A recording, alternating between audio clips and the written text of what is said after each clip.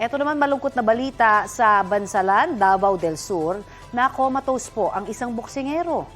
Ilang oras yan matapos ang kanyang laban doon. Dito pong linggo nang sumabak sa ring ang 18 taong gulang lamang na amateur boxer na si Anselmo Tagalog Jr.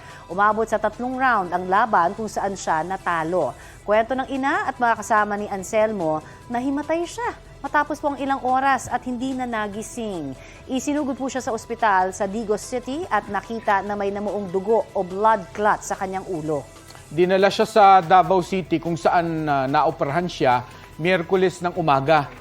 Nanawagan ang kanyang pamilya ng tulong pinansyal. Iniimbestigahan na ng Bansalan LGU ang insidente. Sinusubukan pa ng GMA Regional TV 1 Mindanao na makuha ang panig ng organizer ng boxing event. Balita ko, may tututukan kayo tuwing 11 a.m. sa GTV. Alamin ang mahalagang balita at impormasyong dapat nyong malaman sa Balita Ko tuwing Lunes hanggang Biyernes. Mag-subscribe din sa GMA Integrated News sa YouTube. Sa mga kapuso abroad, maaari po kaming masubaybayan sa GMA Pinoy TV at www.gmanews.tv.